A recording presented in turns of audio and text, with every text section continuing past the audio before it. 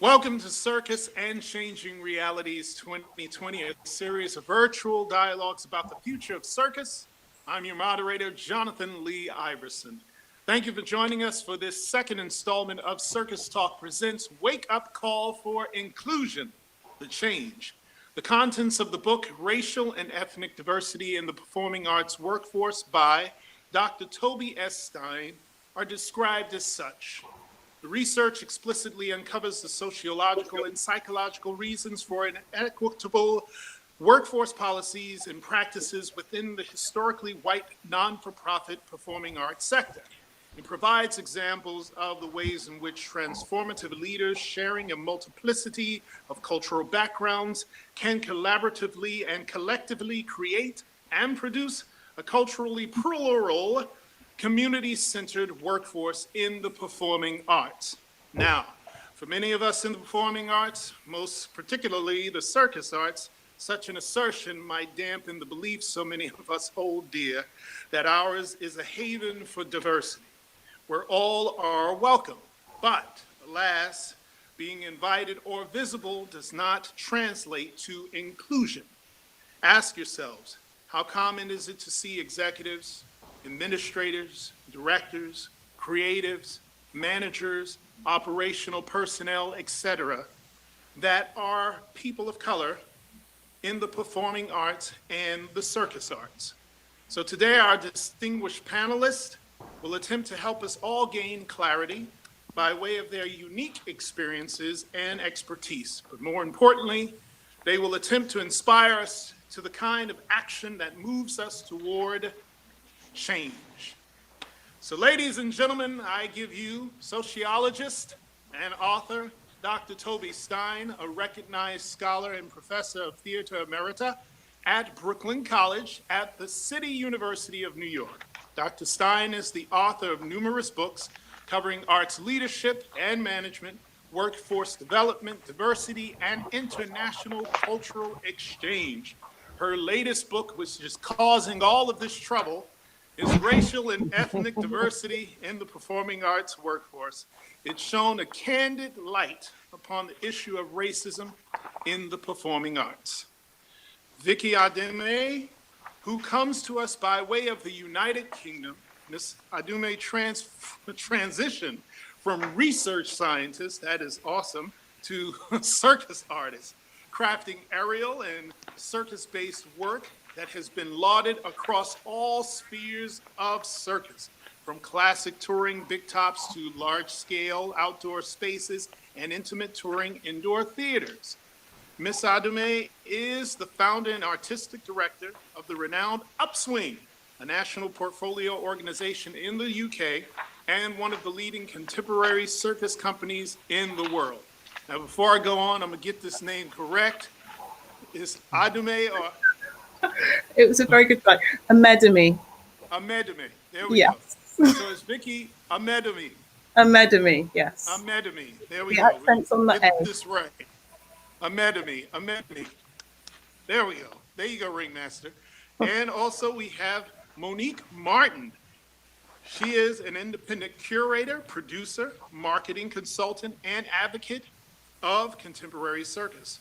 Ms. Martin is currently the director of programming for Harlem Stage, a performing arts center that commissions and nurtures artists of color while celebrating the unique and diverse artistic legacy of Harlem and an indelible impression it has made on American culture and the world. I'm a Harlemite, and that sounds good to me. And finally, we have the one and only Jessica Hintoff. She is a formidable veteran of the circus as a performer, instructor, and leader. She is the founder of, as well as executive and artistic director for Circus Harmony, which is a stable in the city of St. Louis, Missouri. Ms. Hintoff is celebrated as both an innovator and educator who has used the circus arts not only to groom the characters of the youths who are under her charge and even set them on course to thriving careers in the circus, but to build bridges between communities. Ladies, welcome. Dr. Stein, we'll start with you. In your book, Racial and Ethnic Diversity in the Performing Arts Workforce, you cite, in 1996, an independent sector study revealed that only 8.8% of the arts and cultural workforce were Black, and 6.5% of the workforce were of Hispanic origin. Today, the racial and ethnic demographic profile of the performing arts workforce is strikingly similar. So the question is, how is that even possible when all indicators have determined that so-called minority groups, particularly the Hispanic Latino population, is soon to be the majority? Absolutely. And right now, the census statistics state that 60% of the US population identifies as white, non-Hispanic, and 40% as people of color. But I took a look over 20 years ago at the statistics in the performing arts and the racial disparity then, and now it is barely moved. 78% of artists, 78% of artists, and 78% of nonprofit managers identify as white, non-Hispanic. 91% of board members are white, non-Hispanic. And there was a study just done of the Broadway season 2016-17 by the Asian American Performers Action Coalition. And they found that 86.8% of the shows written during that season were written by white playwrights, and 2/3 of the actors performing in those plays were white. So we have a racial disparity racial disparity problem in the performing arts sector. So that begs the question, is white fragility real? And if so, and I guess it is, how does it affect the institutional dynamics in the performing arts?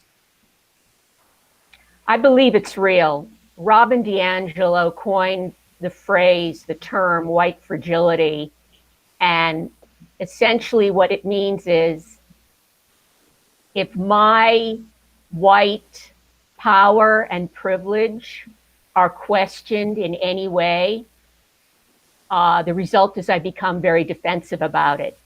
And we see this in the hiring process, and I will mention a few phrases that I personally have heard over time, and it also came up as I studied this subject. We want to hire a quality candidate. We can't find anyone Black who meets our criteria. We have tried, but it didn't work out. That's white fragility. Before we move on, we'd like to welcome the one and only Kevin Bernardos. He is the legendary American ringmaster who presided over such notable circuses as Ringling Brothers and Barnum and Bailey, Circus Vargas, and the Big Apple Circus.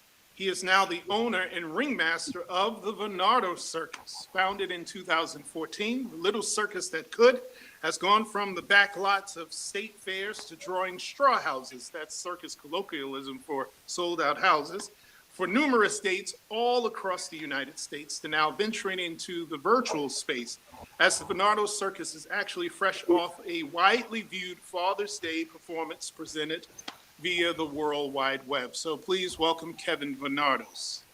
I want to move on to Ms. Amedume, and I would like to ask, is this matter of anemic representation or inclusion as prevalent in the circus and performing arts world in the United Kingdom as it is here in the United States? Well, yes, obviously, being one of two Black artistic directors of circus companies. The other is Collective and Then.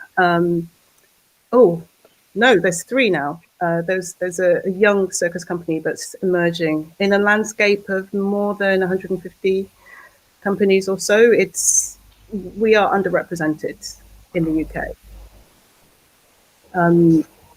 And for a lot of us, we've kind of heard time and time again, coming into the industry, that we are unique and new in some way. But I had a meeting with a group of Black artists last week. There were over 50 of us in the group. So we are there, we are present, we're just not very visible. All right, well, as we said in your bio, you went from research scientist to circus artist. So you were on that stage, you've done that. We had the wonderful Joseph Pinzon, who's Filipino-American, in our first edition, and he was very eloquent about the fact that the reason why he had to establish his own company was basically a means of survival. He never intended to do that, despite his massive talent and it actually being celebrated. He actually, all he wanted to do, like most performers, he just wanted a great gig, wanted the benefits, and just wanted to do his job. But for the mere purposes of survival, he had to create his own organization. I believe it's called Short Rounds Productions, something of that nature. Yeah. Right. So I'm curious to know, I would love to understand, and there has to be, how does one process entrepreneurship not necessarily being a matter of autonomy in one's own, pursuits, but rather survival, as a thing of survival? Oh gosh, I listened to that last talk and I really resonated with what Joseph was talking about. I was a performer for about 10 years before setting up my own company. And I didn't intend to set up a company because I had an ambition to run an organization. I set it up because there was nowhere else where I could have an authentic expression of who I was.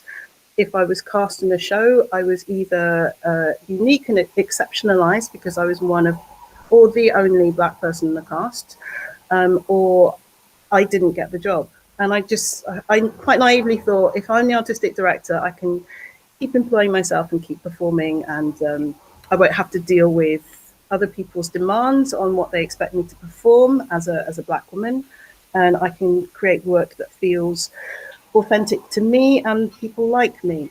And what happened was, very quickly, because I created that space, that other people like me gathered into that space, and suddenly I had this company and this organization that grew quite quickly, but fairly organically. I think that idea of survival versus just autonomy, I think for me, autonomy was survival. If I kept performing in other people's work and wasn't allowed to be authentic, there was no point in me being an artist. Artistic expression is about having a full articulation of who you are as a human being. And if you haven't got the space to do that as an artist in other people's work, survival is making your own space to do that. All right, well, Miss Monique Martin, I'm a keyboard warrior. I'm listening to this talk. I'm hearing woe is me by all these people. Dr. Stein is causing trouble. Ms. Amidume is saying things are going on, but I'm looking at your resume, Ms. Martin. Clearly, your work in the performing arts world has been successful, to say the least. Your resume includes Disney, Broadway, off-Broadway, the Apollo Theater, among others. What do you say to those of us who are behind our keyboards? I just finished listening to Rush Limbaugh say there's no racism in Dr. Stein's research, and still ask, how are you, a Black woman, able to thrive in the performing arts if there is a system of racism in place? How are you able to do it? What's your secret sauce? That's a great question. My cheeky answer is my winning personality. And how I back that up in a serious way is I approach everything from a space of having a relationship. So I have relationships all over the world. I have relationships all over New York and all over this country. And I never approach I always call presenting as a collaboration with an artist or a company as a transaction. You give me some great art and I give you a check and a stage and an audience. It is, what can we build together that is long-term? And even if you don't have of course, picture of that. But what is it about the artist and the work that I see that's beyond the show? So that's one part. And the second part, I thought the first conversation was so provocative, and I've been in circus really for a short amount of time comparably to the other esteemed panelists and the folks that were on the last panel. But it's an art form that I believe in, that I'm striving for, that I advocate for. And when I thought about my own career, including circus, and when you just named off those couple of organizations and projects that I've worked on, there was always a person of color that had a touch point. And I never really thought about it until this moment, that someone of color touched that journey. They said, call Monique, or someone else, two degrees of separation said, call Monique. Because I, have been fortunate, and I have been blessed to have the career that I have, but this is a moment during this pause that I've had time to kind of introspect and think about my blessed journey and whose fingerprints are on it.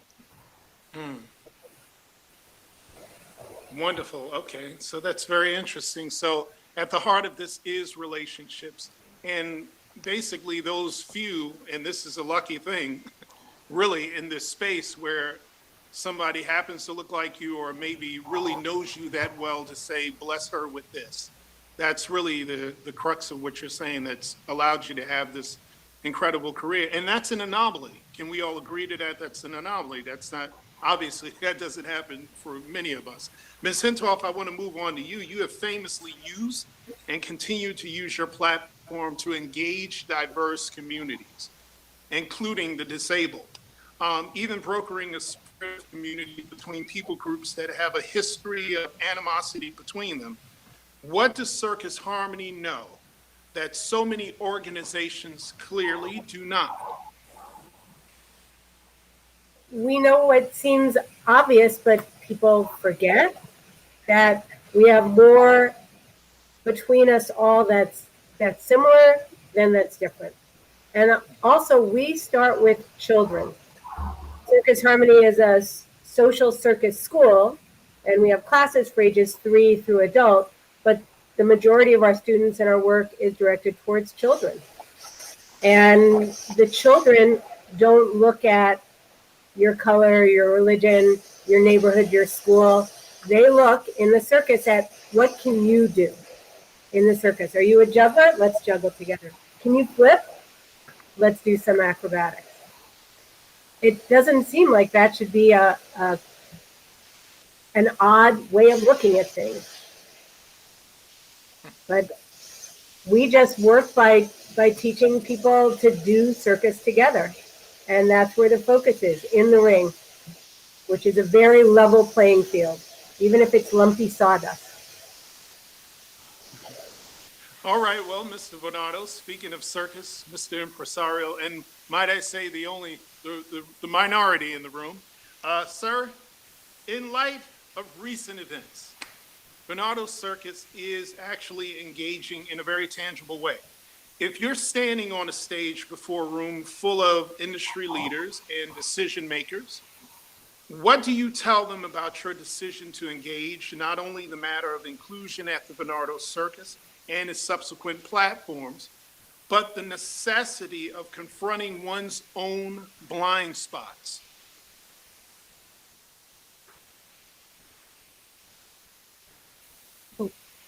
Having unmuted. Hi, can you hear me now? There we go. Yes. Okay. So, Please, All right. thank you for your patience, and I'm sorry I'm a little bit late to the party here. Let's see. Actually, my trailer is actually parked underneath the circus tent because I discovered that there was a leak in my RV, and we were just getting set up.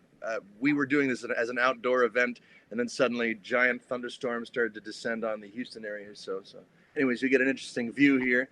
I also have a 3-month-old daughter, so these having a tiny infant in the life. Jonathan is actually a dear friend, for those of you who might not know, for a long time. He was the ringmaster of the Ringling Brothers Circus. When I was on the blue unit, he was on the red unit, and we were sort of in parallel lives at the same time. He was, he's an amazing singer. I could sing on forever about him.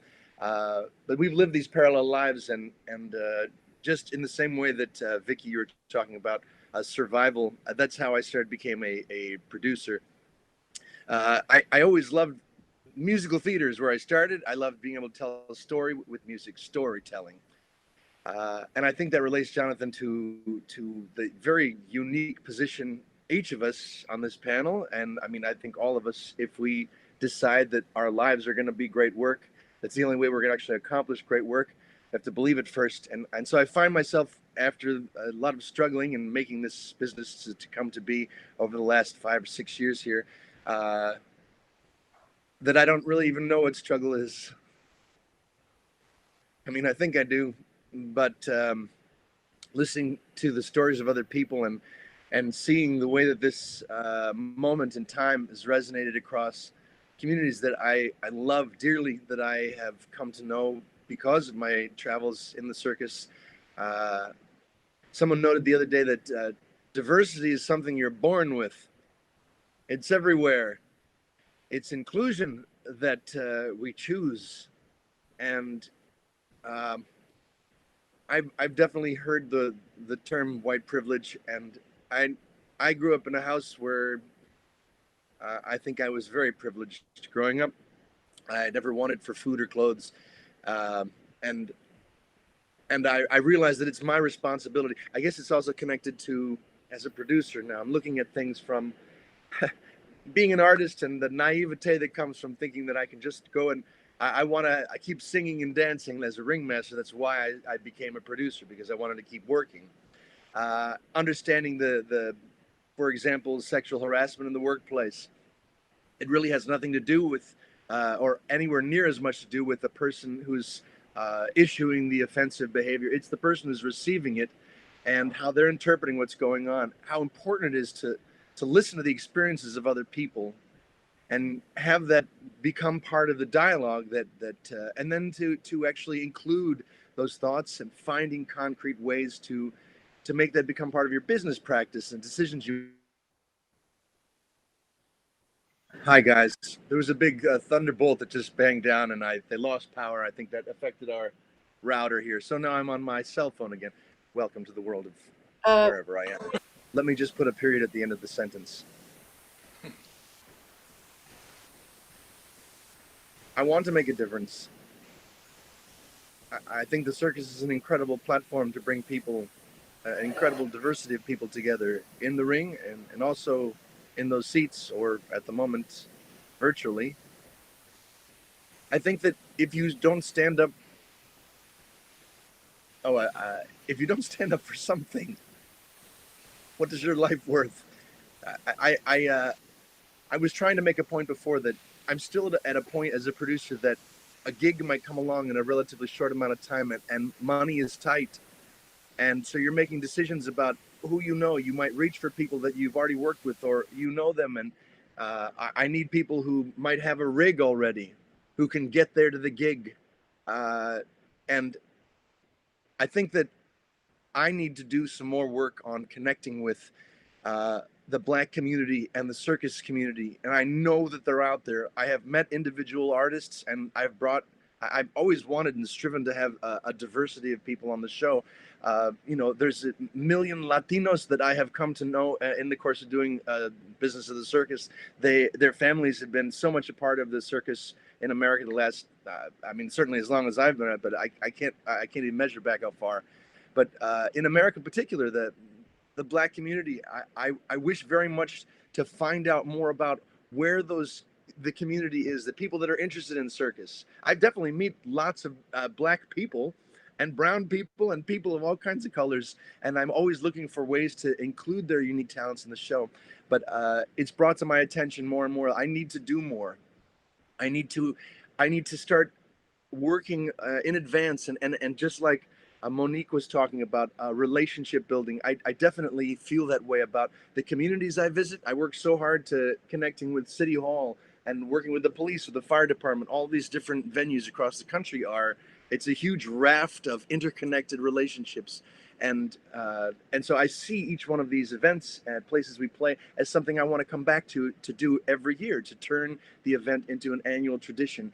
In that same way, I believe that this conversation and this moment in time has galvanized, it made it so clear that I need to do more to connect with those communities of color across the country and find out where those artists are coming from, so I can start reaching out to those places in advance, because I know that we bring, even though with a little circus it's a small circus, between 6 and 8 artists usually, but there are all kinds of kids of color and adults of color who are in the audience. I want them to have their heroes up there on that stage.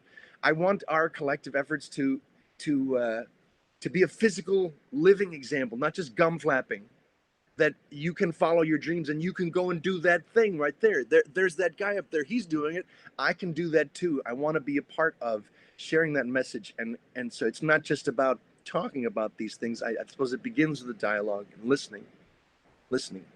Okay, and but in the light of that, Kevin, because I mean, you know, I'm thinking, you know, if you're on a stage, if you're in a room with fellow executives, fellow industry leaders, you know, what would your take be to them in regards to dealing with their white fragility, to dealing with their blind spots? What would the process, because you're doing, I mean, it's clear that you're doing that. I've actually experienced you actually doing it. So what would you, as a white male who owns his own company, who's in a position to hire and bring anybody you want in, what would you say to these companies that have these blind spots where you're in the process of acknowledging your own blind spots, acknowledging things that you just didn't see yourself? What would you say to those leaders?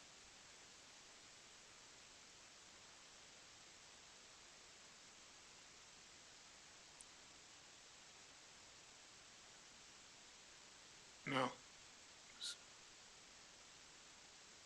Nope. can you hear me now? Yes. Okay, we're going to get this done. Thank you guys for your patience. What would I say to those people who are in a position to hire? You know, you work so hard to develop a business.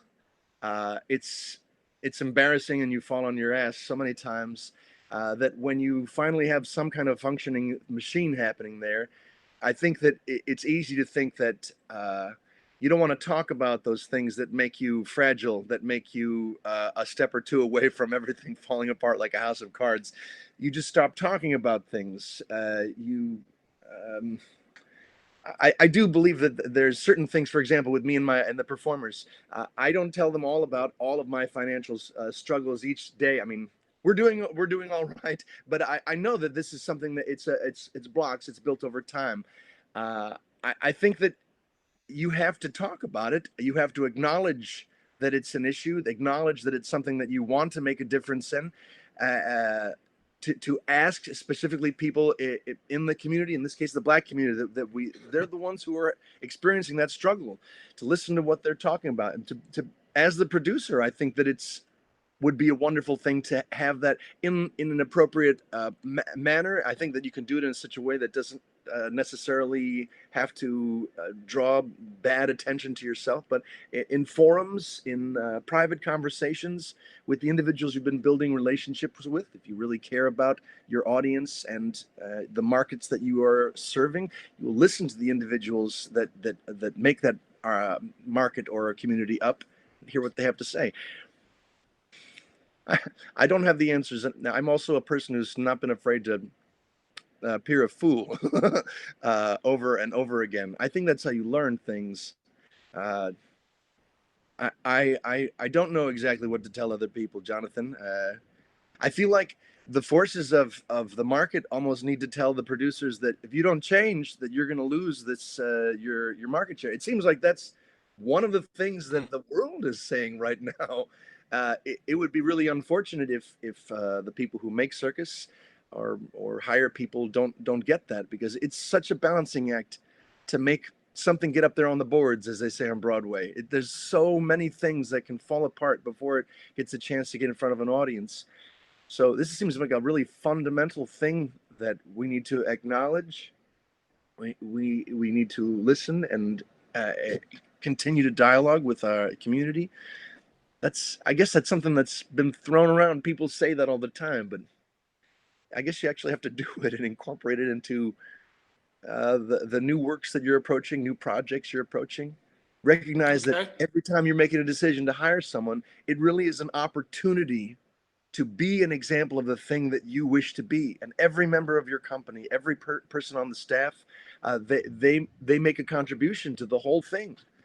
And I think Thank you very much. No, thank you very much. Now, Ms. Amedume, I see you're raising your hand anxiously.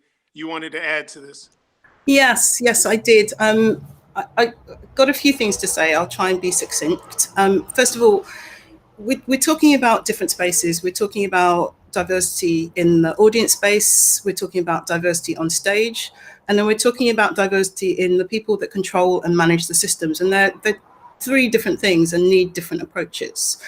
A lot of the conversations I've heard that are happening at the moment are about diversity on stage, but they don't acknowledge the fact that the systems of decision making in our industry are predominantly white. And I think in circus, we kind of give ourselves this get out of jail free card because we are the rebels and, you know, kind of like on the edge of society or whatever, that allows us to not accept our role in society.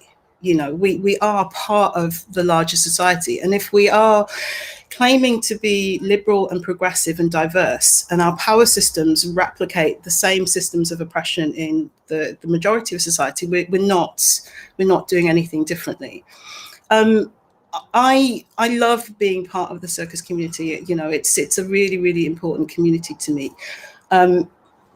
But I often hear this thing where now when people are talking about changing the makeup and inclusion, it's always phrased in this terms of risk, that there's a risk attached to bringing in this diversity and this inclusion, that it might destabilize your business or it might affect your profits, or I can't even articulate what that specifically is, but there's always this sense of risk around it, which I'm really interested in interrogating a bit more, because my experience has been my business has grown exponentially and I've never had to compromise on inclusion. That's interesting. Thank you very much. Now, I'm curious to know everyone's opinion, and we'll go one by one, of course, on the fact that many of institutions such that are traditionally neutral and apathetic with regards to matters of race and social justice have suddenly made very concrete statements as of late in support of recent activities such as the Black Lives Matter movement. Most notably the National Football League, the NFL. I would like to know from each of you, do you believe this is a turning point in the culture for these institutions, or will it be business as usual? We can start with you, Dr. Stein. Honestly, I don't think it's sincere, because there's not a plan of action behind the statement. I've been collecting the statements since they started in the performing arts world. And I have yet to see the actionable steps that will be taken now, immediately, to change business as usual. There was one organization, and it's primarily white organization, but Jacob Padron is now the artistic director, and he's the founder also of the Soul Project. And he came out with actionable steps they would take to transform their cultural values so that racial justice is centered. And then a few days later, he spoke to other people in his community, and he said, I'm adding to that. I'm adding. So it's not a static statement. It's a fluid statement of how the community will be engaged in everything that they do. Communities of color. Thank you. Monique Martin. I feel that some of the statements that are made by institutions are sincere in their awareness that there is an issue. Whether they have had some awareness in the past, we won't debate that or not. So there is a shift in consciousness, and it could be from pressure of the momentum of the protesters and also artists, the theater community, the dance community. I haven't seen so much in the circus community other than this panel, which I'm so grateful for, are coming forward to name microaggressions and macroaggressions. And we often keep going along with microaggressions because you want to keep the project, or you want to keep the funding, or you want to keep your job, or you want to keep whatever. And so you take these tiny little cuts of microaggressions as you proceed. And so that's kind of bubbling up to the surface of, tied to white fragility. This is what this means. And it is permeating so many spaces.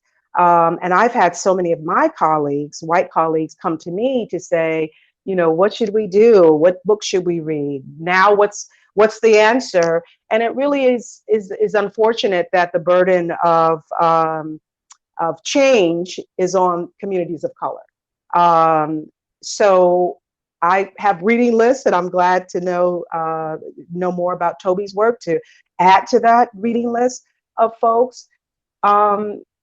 So I'm hopeful that it's sincere, but I know that sustained change requires leadership change. So if you have the same gatekeepers, and a concrete example of that is me bringing circus to Summer Stage, which is a free festival in Central Park and in parks all over. And the level of companies that I brought to our festival rivaled BAM. And BAM presents their circus primarily on their main stage. So the ticket prices are $60 and up. And so you have a particular audience that you are appealing to.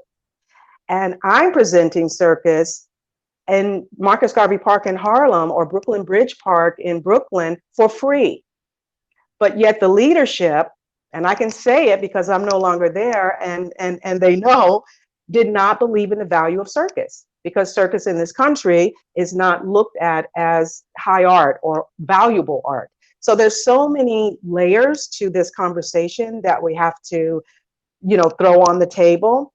And the last thing I'll say that I just thought about after the first conversation and preparing for this one, I came into circus in 2011 when I was invited to Complete Mon Cirque in Montreal, and was blown away and traveled to see circus in many different places following that 2011 time.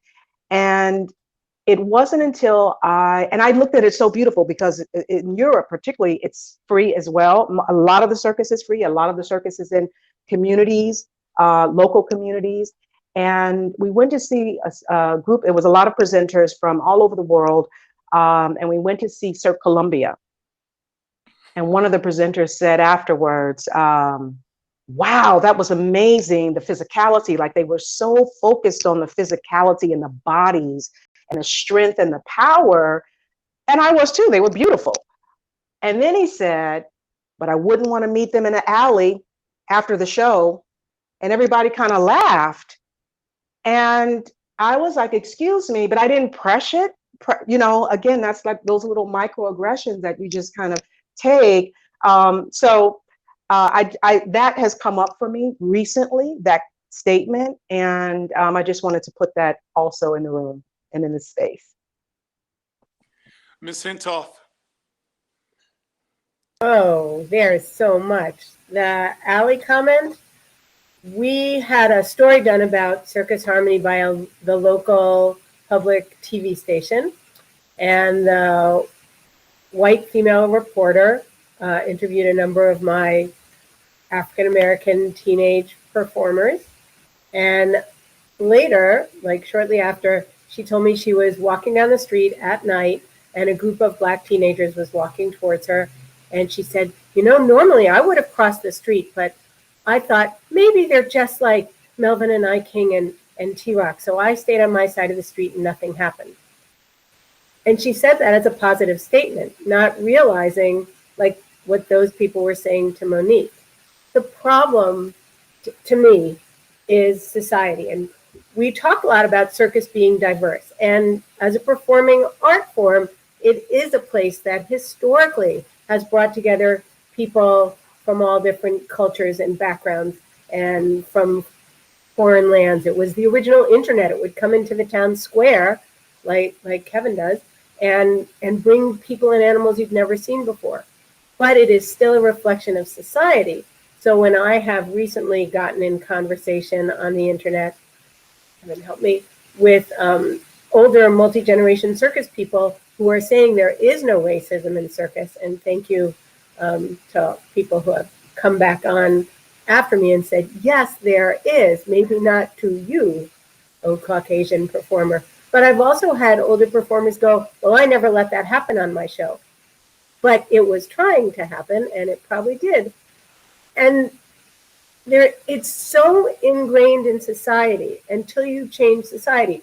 Right now, this morning, NASCAR in America has said no more Confederate flags, and yet the one Black racer had a noose in his garage, hung it in his garage, and though yesterday they had a race and you weren't allowed to bring flags in, somebody flew a flag, a Confederate flag, over the racetrack. So it's everything. Somebody agreed to fly that plane. Somebody paid for that plane. There's all these elements of society around that have to be changed. And that change is not going to happen overnight. And just putting out a statement, which I understand why people are doing it. Some seem a little disingenuous. I have seen some with action steps. And the real question becomes, will those steps be taken? But if you look in America, Kevin, you're doing really well, but Universal has been an incredibly successful circus. And they come and play St. Louis and they sell out every time. They sell out more than any other show that plays here. And that says something. And when I first started going, I was like somebody, a concessionaire walked over and said, are you in the circus? I'm like, do I know you? And he's like, no, look around. You're the only white person here. But now they have begun attracting very diverse audiences and also hiring diverse acts, which is very interesting. But the point is they are successful. On the other hand, who's at the top of that structure and who's doing the hiring? There's so much change, and it's not going to be just somebody putting out a statement. We're going to see what happens. And right now we're at such a pause in history, and we're not even able to interact in many cases. And being on the internet is also related to where you are socially, whether you have Wi-Fi, whether you have more than one device in your home. From my school, we're a social circus school. We use the teaching and performing of circus arts to motivate social change at Circus Harmony. I've gotten reaction, social circus, you should only work with marginalized individuals. I think part of the reason our work is so powerful is because we purposefully bring together of means and not of means kids. But right now, when we're all online and I'm struggling to keep my students engaged and keep paying my teaching artists, the poorer kids, who not in all cases, but in many cases are African American kids, have less access to the internet. And that is making a difference even now while we're all online during this first stay-at-home moment, which I know some countries are doing better than others, but in America, it's going to be continuing. So there we go. Ms. Ahmed Dume?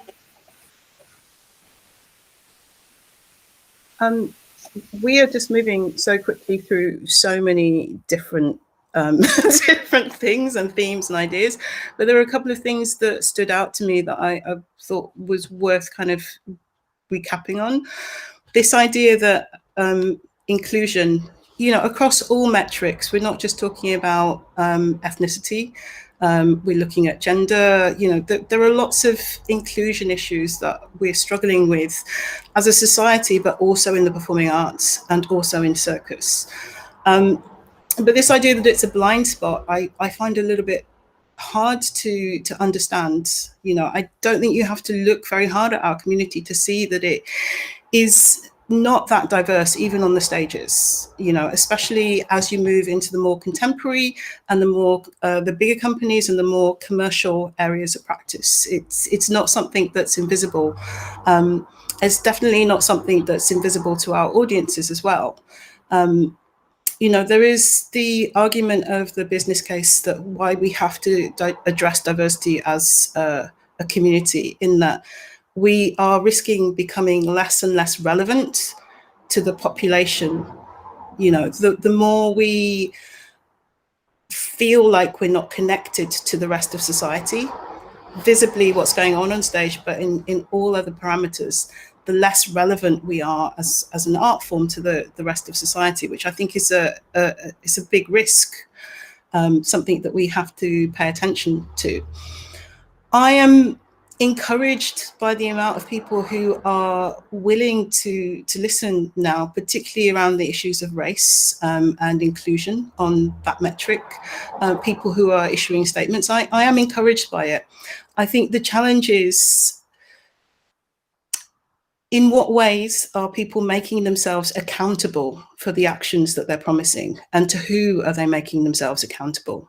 It's really difficult if you already have a lot of other struggles, and we all know working in circus is hard.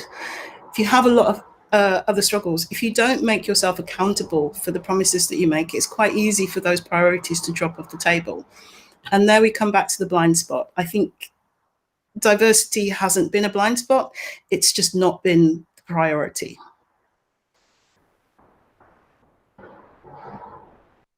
Kevin?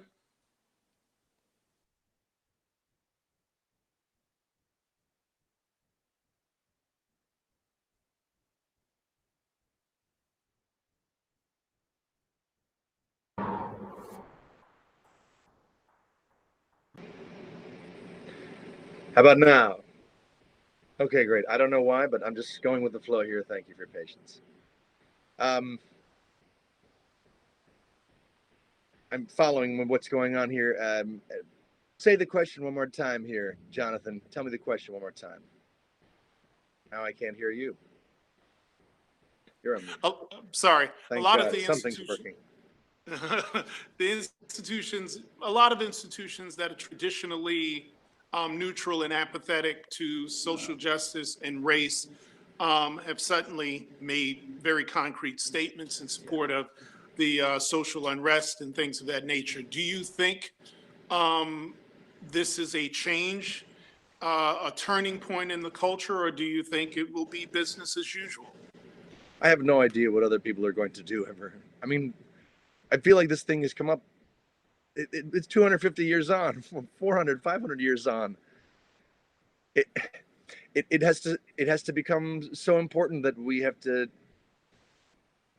I don't know what other people will think or do, but I know that I want to be a part of that change, and if I can convince other people in small ways through the relationships that we forge and continue to broaden with the circus, the different kind of places we touch, if we can be a message, maybe we can encourage some other people to do the same thing, to invite, to take that extra second to consider that application. I want to have excellent artists, period. Whether they're black, white, or yellow, or whatever color they might happen to be. I just want to bring great people together. It's really hard to have a small ensemble who's putting up the tent and taking it down and doing the performing and all the PR. The idea that someone is there just because they're a token, but that's I suppose part of the white fragility thing. I think that the hard work of going out there and really getting engaged with those communities and finding those people, because they are there.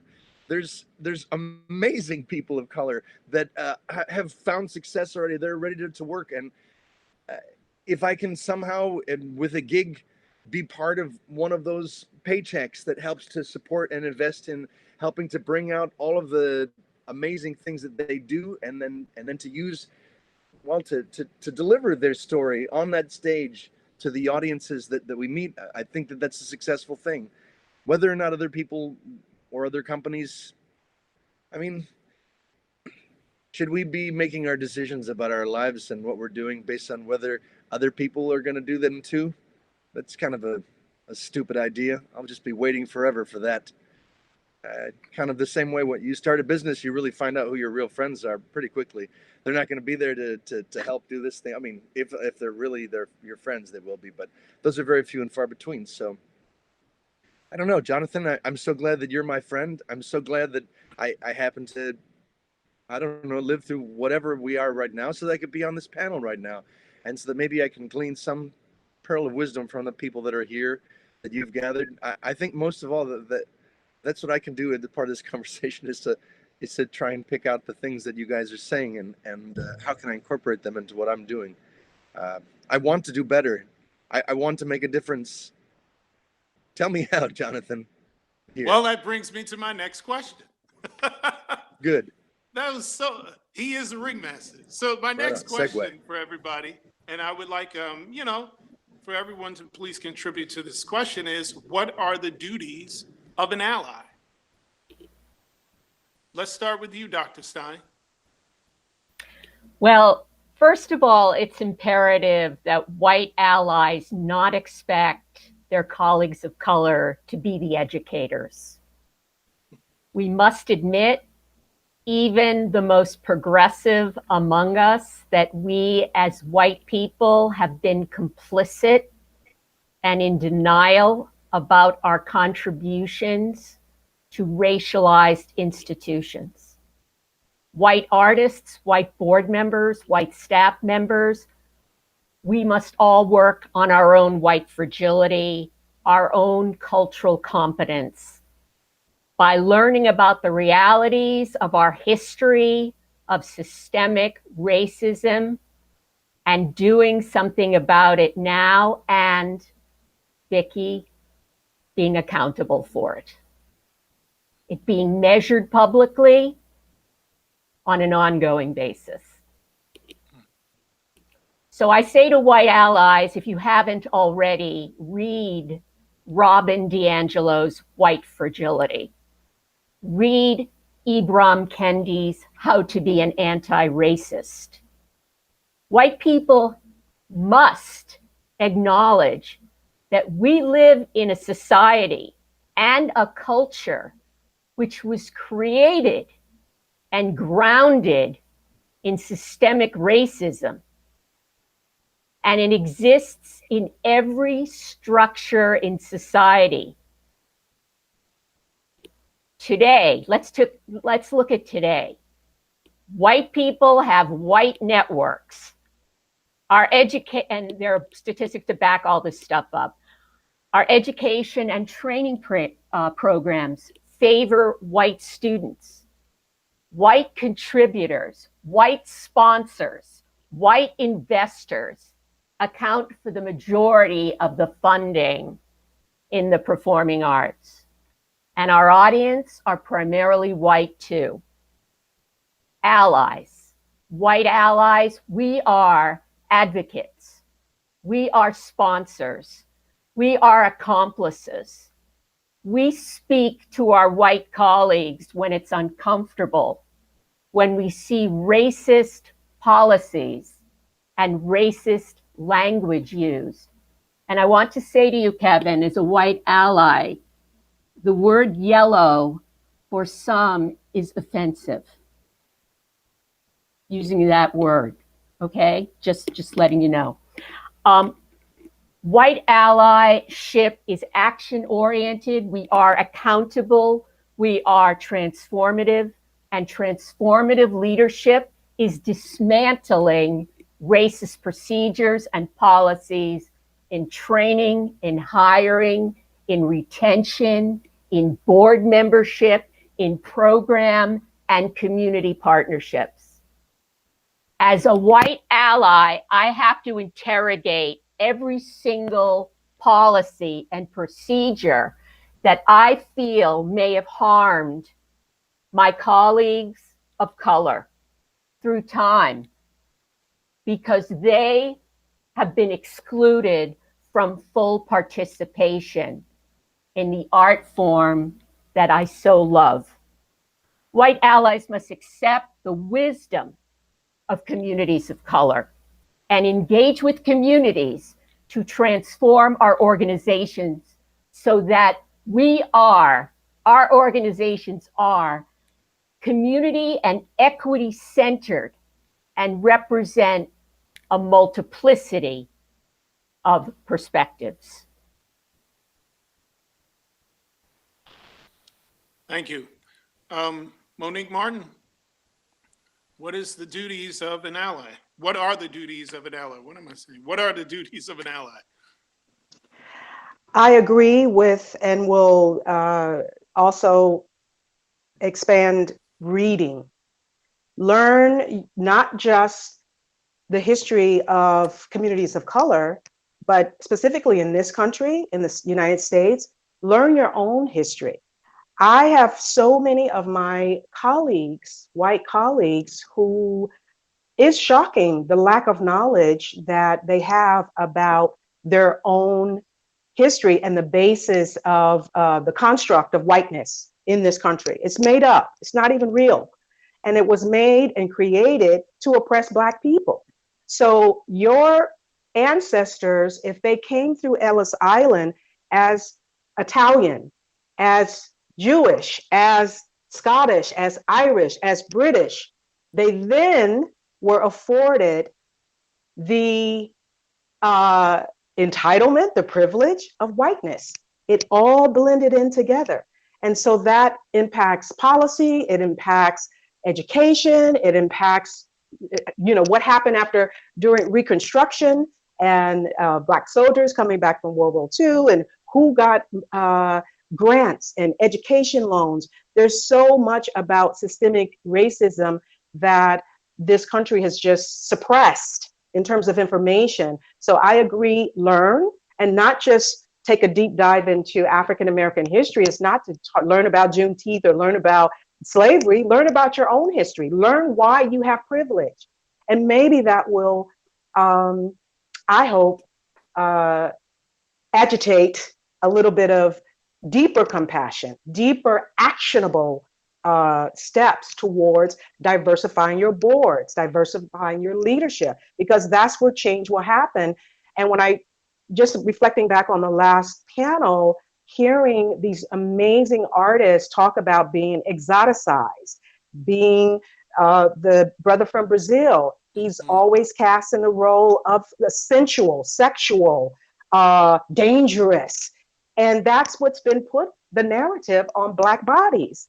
So we need nuanced leadership that can understand other stories. That's not just the surface narrative of Latinos are more sexual or sensual, or Africans are stronger. It's bullshit. And so we have to call it that and be willing to really look at diverse equity, because I think we're a little bit comfortable now with diversity, but equity is the sticking point. So I hope that we really take a deeper look at equity, both in leadership and also who's on stage. Vicky? I'm unmuted, that's great. So when I think about allyship, thank you so much, Tobie and Monique, for speaking so eloquently to that. It was brilliant. But when I think about allyship, I think about the kind of allyship that that I want to have. In Britain, there's a big conversation about how we've failed the disabled arts community, and thinking about the allyship that I want to have with my disabled artist colleagues and my trans artist colleagues. What they demand of me is that I don't turn the problem into their problem that I'm helping them with.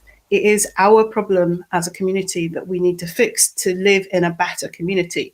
So to take responsibility for my role in the problem.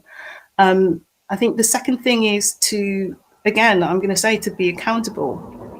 You know, you cannot have allyship without accountability, because it's so easy to get stuff wrong. And that accountability isn't about depending on other people to tell you what to do. You know, it's not about passing on the responsibility for giving you the solutions, but lived experience is really important in solving these problems. So having somebody who will hold you accountable, who has lived experience, who will tell you, actually, you tried something, it didn't quite work, you need to rethink that, is so important. Thank you. Jessica?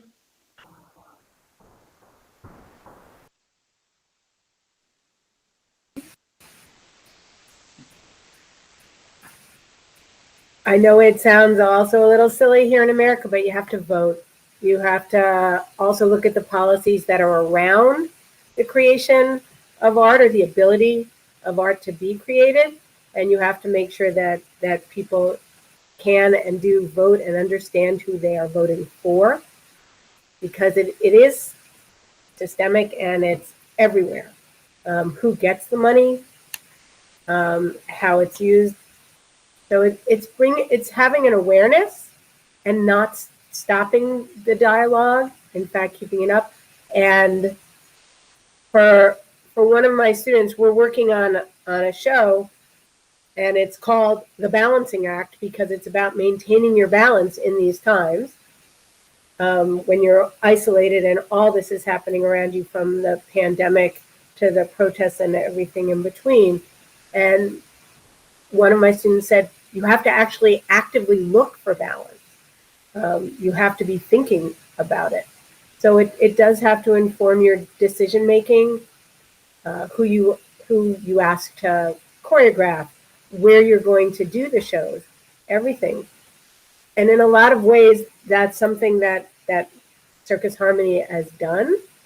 But you can't stop, and you have to do it more, and you have to invite other people to that table and build relationships with other people to include them.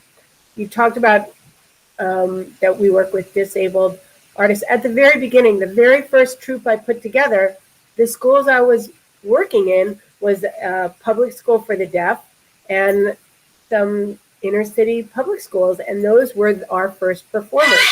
So yes, the first troupe of St. Louis Arches, which is our performance troupe, had 3 deaf children in it, because that's who we were working with.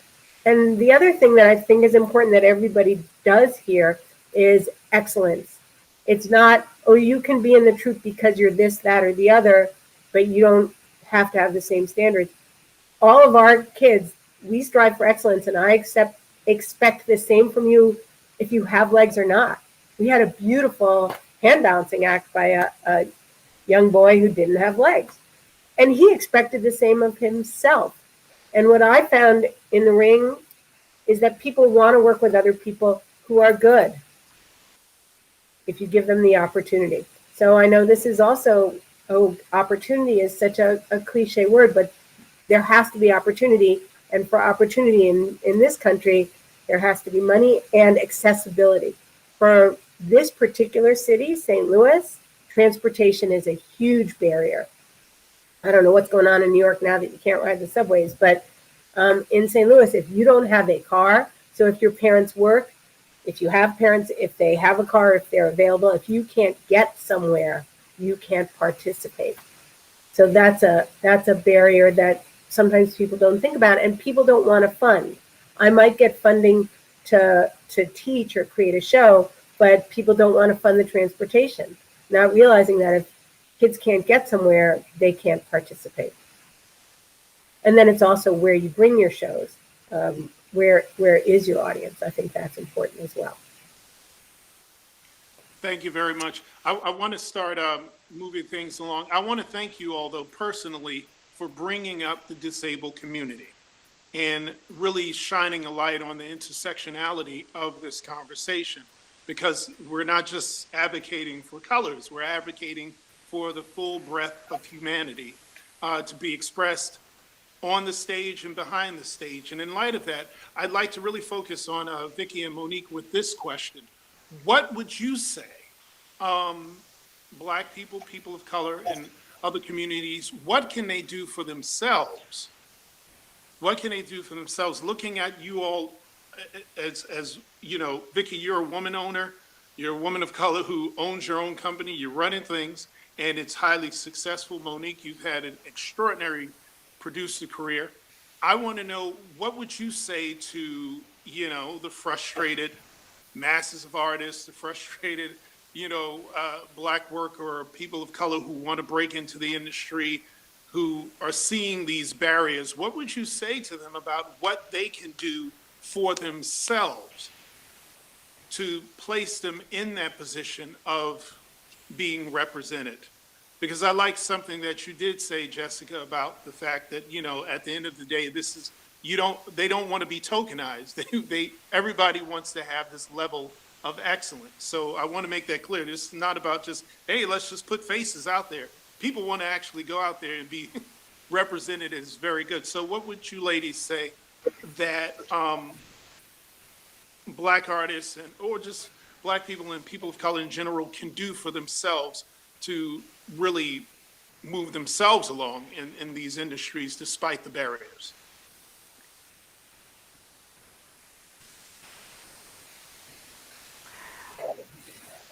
Well, I will start. One question that I have, one, it's awareness. There are so many artists of color who don't even think of circus as a profession and something that they can expand and grow and also innovate.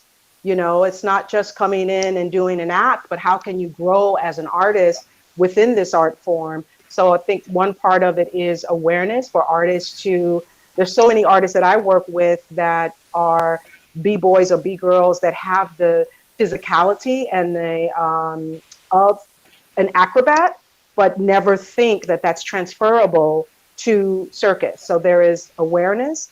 I think you have to also create your own community, because when you come out of circus school, you come out with a community. You come out, you know, with some folks that you can make a show with and relationships. And if you are somewhat exoticized in that 3-year, 4-year, whatever program, and then you come out, you may not have that strong community. So you have to build a community and think of your community broadly, not just, I want 5 other jugglers so I can make this show, or I want, you know, another aerialist, but who's a jazz musician or a hip hop musician or a beatboxer or someone else that can bring forward or lift up and amplify your cultural expression, but may not be a circus artist. I think artists have to think more broadly on that. And my question to Vicky, because I've just learned on this call, I've met you in 2012. You had a career before you joined the circus, and it's surprising, but it's not surprising. So that's also part of the awareness, is artists of color knowing that this is something viable. So why did you switch from the career that you had and to get into circus? And what would you say about how we can tap into some talent that may not think that this is career worthy?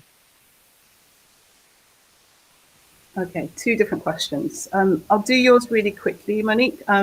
I got into circus by accident because I met some women. They ran an all women's circus collective and offered me some free training. And very quickly I discovered that it was a passion and something that I could not have in my life. So without them opening the door for me, I wouldn't be in this community. So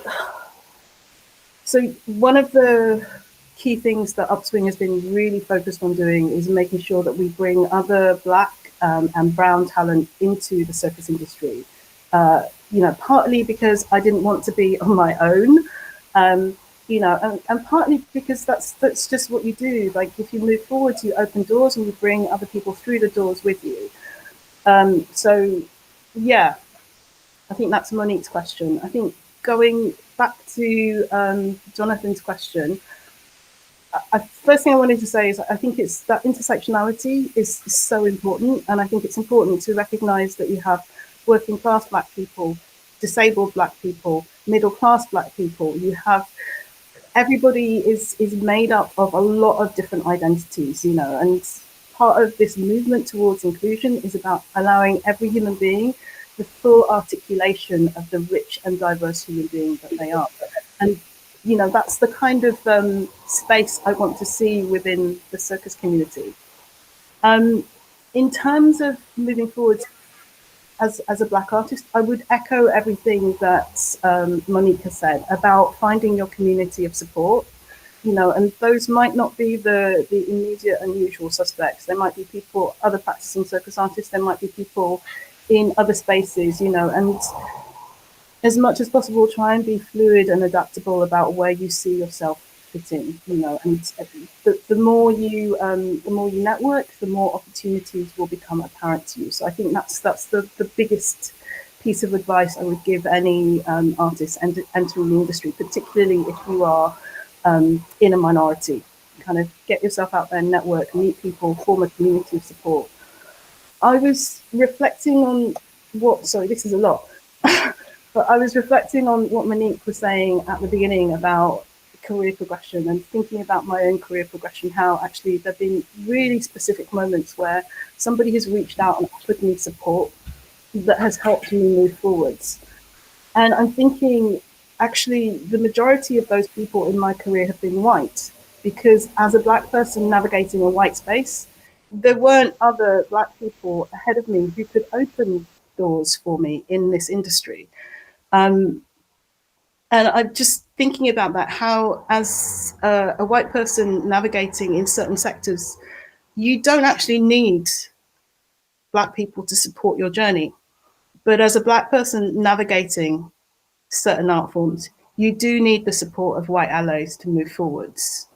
And there's no getting around it. If the power sits with one group of people, that group of people has to be willing to share and give power. And I think, you know, I don't want to sound like I'm negative about the circus community. I think actually it's a generous and powerful and loving community. I wouldn't be here 20 years later if it wasn't.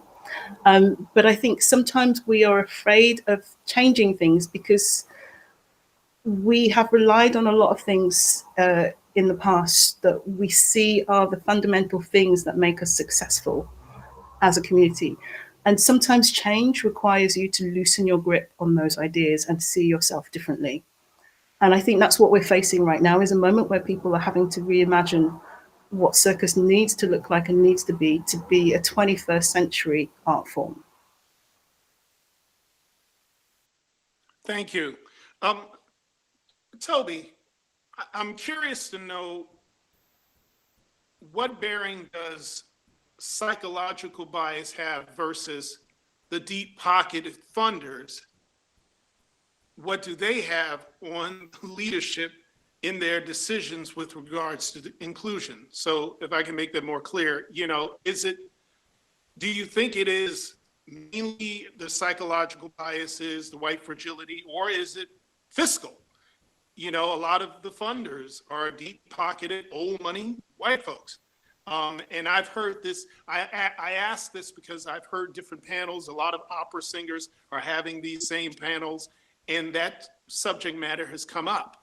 You know, is it a matter of outright unconscious or conscious bias, or is it a matter of fear that funding might be restrained or taken away if certain things broaden, if it becomes more inclusive? It's both. And at the age of 3 years old, well, there was a study done of daycare centers with children 3 to 5 years old. And the white children were segregating themselves. And when they were asked why they were doing that, they felt they were better. This was 3 to 5 year olds. So that's carried from childhood in white people, and it shows up throughout. This bias of Eurocentric beauty, this bias of Eurocentric art being better, being fundable. And when you take a look at the majority, and this again is another study, but the majority of the money in the United States goes to European centric art forms. And so, yes, it's a history of white supremacy. It's the real history of the United States, not the myth of the history of the United States, that shows up today in the way and the structure of arts funding. Who gets money and who doesn't.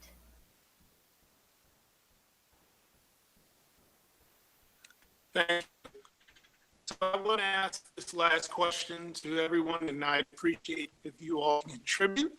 In Dr. Stein's book, she quotes Fred Blackwell, who is the CEO of the San Francisco Foundation, and who states with regards to racial equity that it is a just and fair inclusion in a society where everyone can participate, prosper, and thrive regardless of their race or where they live or their family's economic status or any other defining characteristic. In the spirit of that statement, can each of you describe for me your ideal vision for the circus and performing arts world? We'll start with Kevin. You've been quiet for a while.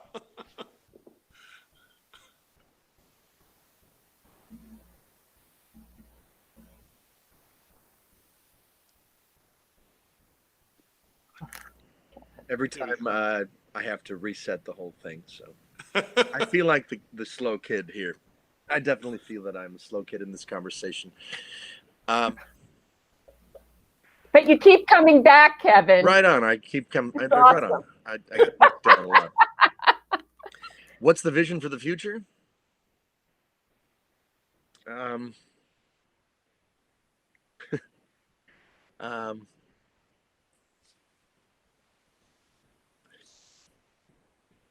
I think that it's everyone's road is hard.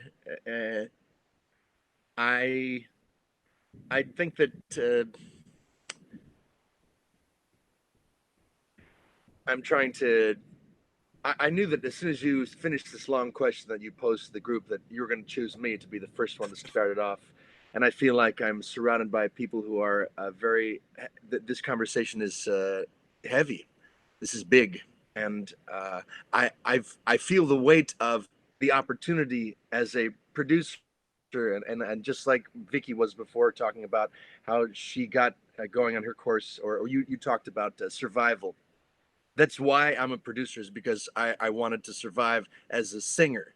And so now I'm a producer because I just got tired of taking no for an answer from the various people I was trying to get a job from.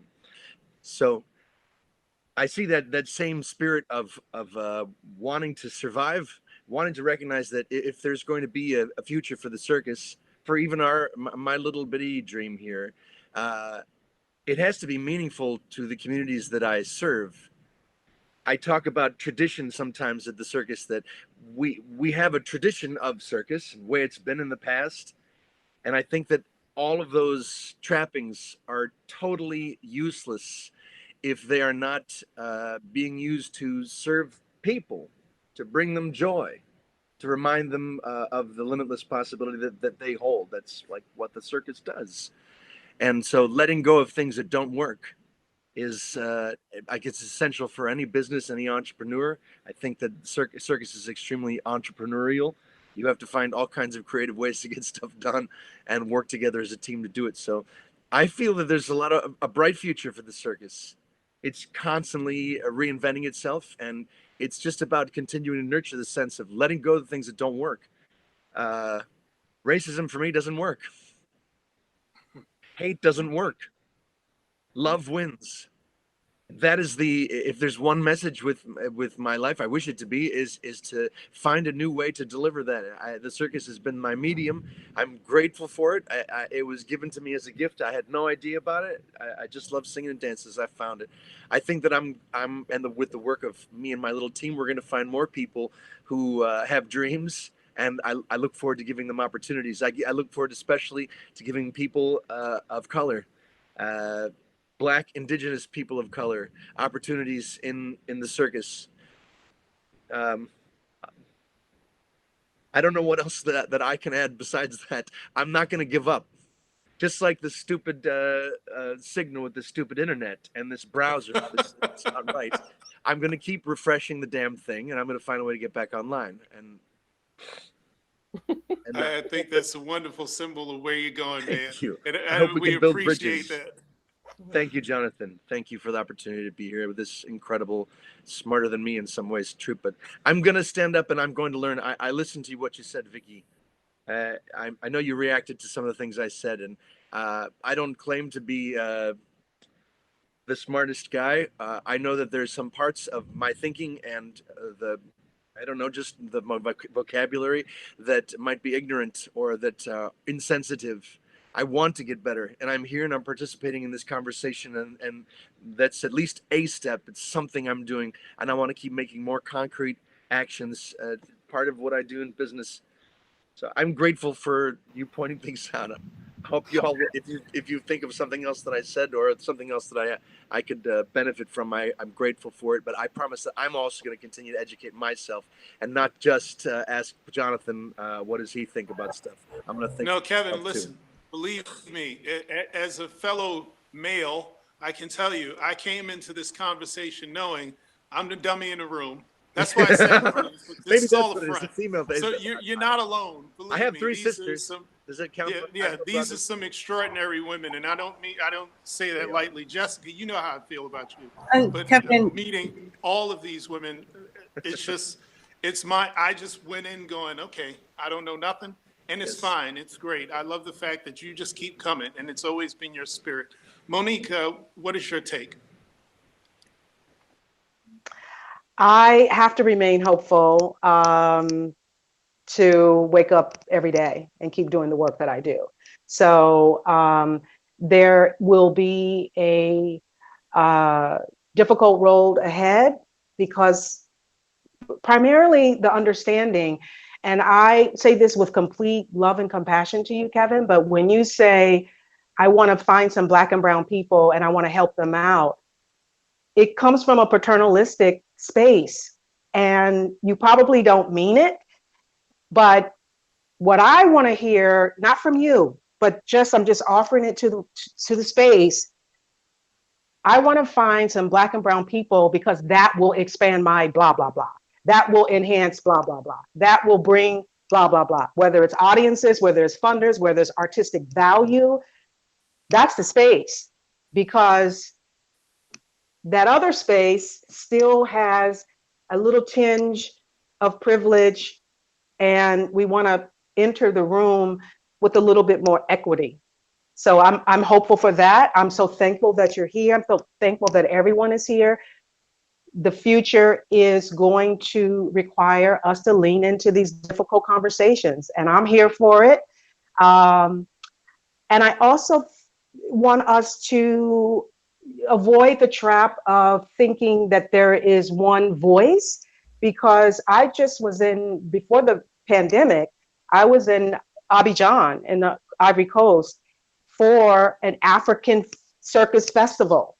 So there's circus happening, thriving everywhere. Excellent, highly skilled from Gabon, Senegal, Cote d'Ivoire, all over Africa. And then you have Universal Circus, where I used to take my son when he was young.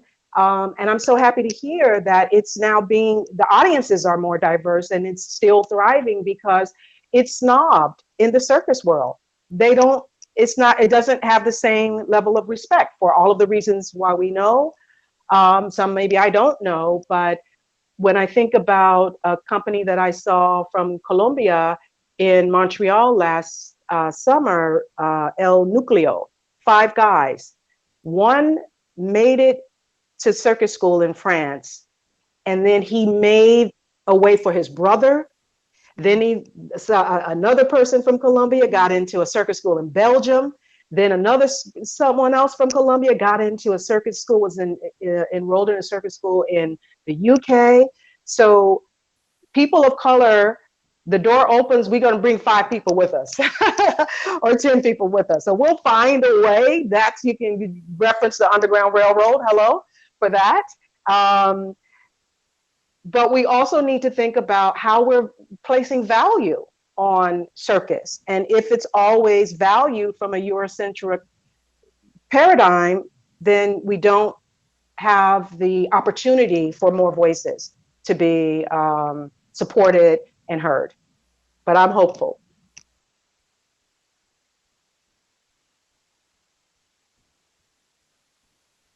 Apologies. Jessica, please. Circus, to me, has always been about joy and triumph. The qualities of circus, strength, flexibility, working together, all of those things that have made circus such a powerful art form is exactly what we need right now at this time in history. And circus has evolved over the years, and it goes way, way back. Egyptian hieroglyphics of juggling, tumblers over bulls in cave paintings in Crete. So circus kept going when they said that it was leaving tents, but yet it's still in tents. Circus is now in a lot of theaters. Circus is in city parks. I saw a show, one of the summer stage shows at Marcus Garvey, as a matter of fact. I think it's so important to, and this is, of course, my point of view, start with the children and be training children. And I am so proud that one of my students, who is at ENC, is now working with other students to approach the administration to be looking at these issues. Because that's how it's going to change, is if people without, the audiences all ask for it, demand it, work towards it. So I think circus really is one of the most resilient art forms anywhere. And I think one of the issues with circus that we haven't touched on here is the difference between multi-generational and new circus performers. And there's a term called gajo. It's a Romani term. It means outsider. And it's used a lot on traditional or classical circuses. That person's a gajo for being a town person or even being not from a circus family. And what I found when I was in the circus as a performer, because I was a performer before I founded the school, is that the people who were not threatened by gajos were the people who had maintained their own high levels of family art. And I've been very heartened to be told by multi-generational circus people that they appreciate the work that Circus Harmony and other schools are doing, bringing new people into circus. And in many cases from my school and other companies, it is people of color. And it has to start in circus from everywhere. It has to start around the world. That's what systemic means. It means all the systems have to change. So circus people are the rebels, the outsiders, and they're not an art form that has been valued as much in America as it has in Europe. The growing circus in Africa, in Australia, it's amazing. It really is everywhere. And that makes me feel more positive. I'm with Monique. If I wasn't optimistic, I couldn't get up every day and do any of the work I do. And part of my optimism is from being in the circus and knowing joy, triumph, defying gravity and all other limitations is possible. And this panel and the circus community are among the people who are going to change the world. Quoting Reg Bolton, circus to change the world. And if you don't know Reg Bolton's work, oh, Tobie, look it up. Everybody look it up. Because he believed it and he articulated it very well. And so is everybody here. I'm honored to be on this panel and to meet the people behind. I've heard about Upswing. I never got to talk to Vicki. Thank you, Monique, for your work. Tobie, I was a sociology major in college. And I thought I was going to be a social worker. I am. I'm a social circus artist. So there you go. And Kevin, I've seen his show and I really enjoyed it. And Jonathan, we're such a mutual admiration society. And the Huffington Post article you did about your background and comparing it to the background of some of my students, I just still treasure that story because we are all telling our stories and giving other people the ability to tell their stories. And everybody has their own to tell. Vicki? Okay. I was going to be quick, but I'm not. I've been kind of scribbling down some thoughts. I think my vision for circus in the future is that it's an exceptional art form with exceptional talent, that it's seen on stages and spaces and tents across the world, and it's loved and respected as an amazing art form. But I think to do that, it has to do a few things. I think, first of all, it needs to position itself on the right side of history. And that is kind of being really on the front foot about saying what it believes as an art form and kind of living those values as well as just saying them. I believe it needs to be intersectional. We can't live in a community where racism, sexism, ableism, and transphobia and classism are allowed to shape the people in the sector, and recognize the ways that different metrics of inequality will impact on people in that space. I think it has to have fair representation. We need staff and leadership that are representative of the identities that are present in a larger society. And to do that, we have to have training pathways and a pipeline in the industry to make sure that that happens, from children all the way through people entering education, through performers to the leadership in the art form. I think it has to have diversified practices. The circus of the 21st century cannot just be a Eurocentric space. It needs to recognize the connectivity that we have in this world and acknowledge that.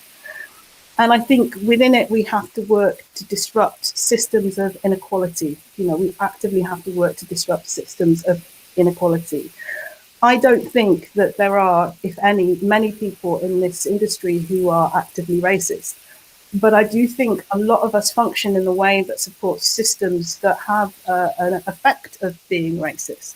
So in order for us to move forward, we have to all be aware and vigilant and actively disrupt those things in those moments when we perceive them to happen. Thank you, Vicki. Dr. Stein? I believe that it's imperative that we develop race consciousness, or a consciousness of the degree to which race plays a part in everything. And once white allies and white people understand this, we can unpack our own racial bias and commit ourselves to anti-racist action. Equity and justice is about sharing and shifting power. Equity and justice must be central to every decision made in these primarily white organizations to be transformed, truly transformed. There must be an alignment between the words and actions of primarily white organizations. There must be buy-in and money from the stakeholders of these organizations, as well as long-term anti-racist training, which really engages everyone about how we as white people impose our worldview on Black, Indigenous, and people of color. We need to interrogate our advertising. Do we use inclusive language? Do we use intersectional language? We need to hire cohorts in our organizations of Black, Indigenous, and people of color, not a token one. We need to pay interns and apprentices a livable wage. We need to create career pathways for Black, Indigenous, and people of color from the earliest of training right through employment. Executive recruiters who have a track record in placing executives of color must be our executive recruiters of choice. We must live our commitment and value what our colleagues of color are telling us. We must provide professional development opportunities for our colleagues. And finally, we must work collectively with Black and Indigenous and people of color led organizations. They are always our partners committed to racial and social justice. Thank you very much. Thank you, Dr. Tobie Stein. Thank you, Monique Martin. Thank you, Vicky Amidume. Thank you, Jessica Hintoff. And of course, thank you to Kevin Bernardos. It's been an absolute pleasure to have you all here today. This has been so enriching. To our viewers, on behalf of Circus Talk, I want to thank you for joining us for this, our second installment in the series, The Wake Up Call for Inclusion. The Wake Up Call for Inclusion is Circus Talk's response to the equality crisis in America. Those of you who may not know, Circus Talk is an inclusive, independent, and international online network for the circus industry. Circus Talk's mission is to create a level playing field for this industry and democratize access to information. If you haven't, Circus Talk invites you to subscribe today at circustalk.com. It has been my pleasure to serve as your moderator. I am Jonathan Lee Iverson, and as always, keep the circus alive inside you.